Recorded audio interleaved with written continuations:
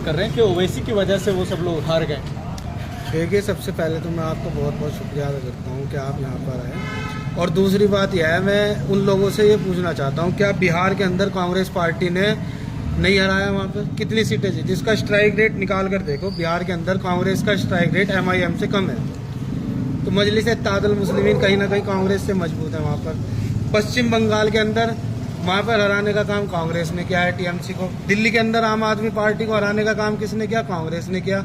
लेकिन उन पर कोई इल्ज़ाम नहीं डालेगा इस चीज़ का। और अपने समाज को इकट्ठा करना, ये एक बहुत बड़ी ताकत है और अपने समाज को इकट्ठा करने में बहुत जिम्मेदारी और बहुत वो लेके चलना पड़ता है। माननीय काशी राम जी ने कहा था कि तिलक तराजू और तलवार, इनके मारो जूते चाल। क्यों कहा? कि ताकि उनका समाज एक जगह इकट्ठा हो जाए, क्योंकि उनके समाज पर बहुत जुल्म हुआ उस टाइम पर।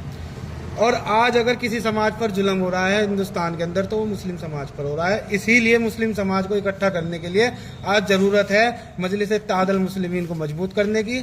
और इसे मजबूत करने के लिए हम चुनाव भी लड़ेंगे और हर तरीके से जो भी हो सकता है वो करेंगे। क्या सिर्फ मुस्लिम को लेकर चुनाव जीता जा सकता है? क्योंकि कांग्रेस या दूसरा इंडिया गठबंधन में जो पार्टीज हैं वो सब कहती है कि हम सबको साथ लेकर चल रहे हैं। MIM पे आरोप लगता है कि वो कम्युनल है, सेक्युलर दल है, वो सब की बात कर रहे हैं।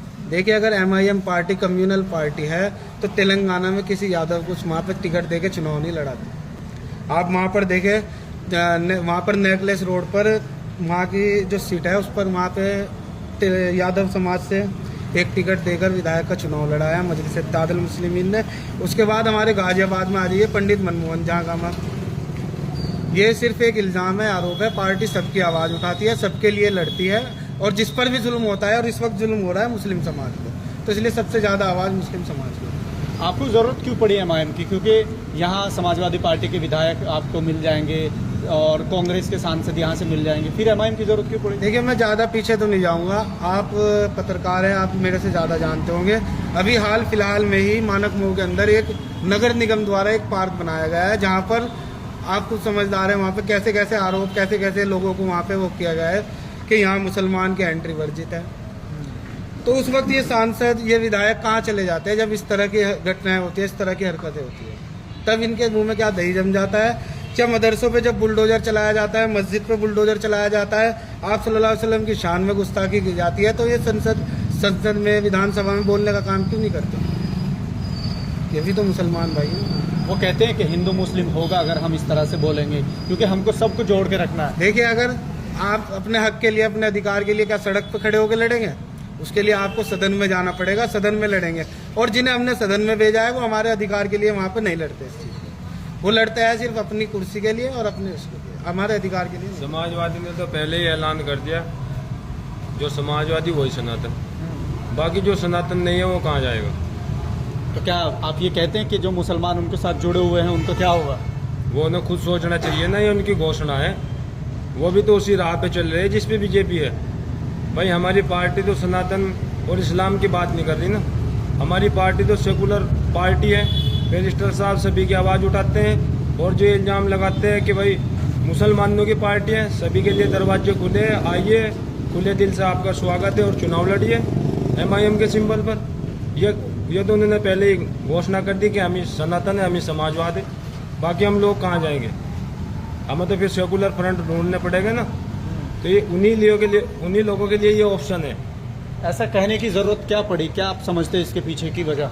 इसके पीछे की यही वजह है कि जो राह बीजेपी ने आजमाई है, जिस राह पर बीजेपी चल रही है, उसी राह पर समाजवादी चल रही है।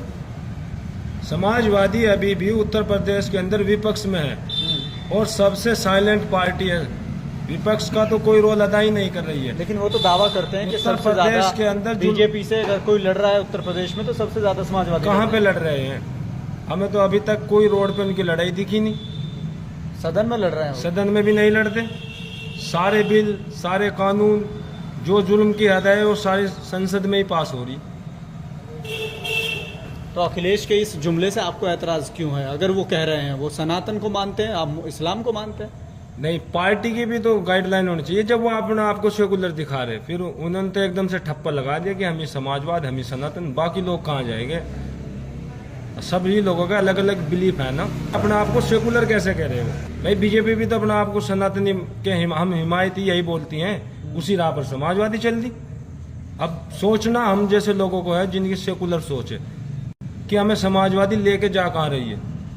ये कोई छोटा मोटी बात नहीं बोली उन्होंने, समझने वाले के लिए बहुत बड़ी बात है। एक मैं आपसे कहना चाहता हूँ, अभी कांग्रेस के ही लोग हम पर इल्ज़ाम लगा रहे हैं कि हम यहाँ पर चुनाव लड़के उनको हराना चाहते हैं। मैं उन कांग्रेस के नेताओं से पूछना चाहता हूँ कि सन 1993 के बाद यहाँ उत्तर प्रदेश के अंदर कांग्रेस का स्ट्राइक रेट क्या है? क्यों कांग्रेस अब तक यहाँ पर नहीं आ पाई? अपना स्ट्राइक रेट क्यों नहीं बढ़ा पाई है कांग्रेस? उसका वजूद यहाँ पर गिरा हुआ है। क्यों यहाँ पे चुनाव लड़ती है जब उसका वजूद गिरा हुआ है? हर चुनाव में लगातार 1993 के बाद उत्तर प्रदेश में कांग्रेस चुनाव हारी है, रिकॉर्ड उठा के देख लो आप। तो वो क्यों लड़ रही है यहाँ पे? वो भी बी टीम है भाजपा की। तो अगर हमारी पार्टी लड़े तो बी टीम, वो लड़े तो ए टीम बन जाते हैं। तो जब वो अपना वजूद बचाने के लिए लड़ सकते हैं, हम तो अपना वजूद बनाने के लिए लड़ रहे हैं, बचाने के लिए नहीं लड़ रहे हैं। वो बचाने के लिए लड़ रहे हैं। क्या नाम हुआ?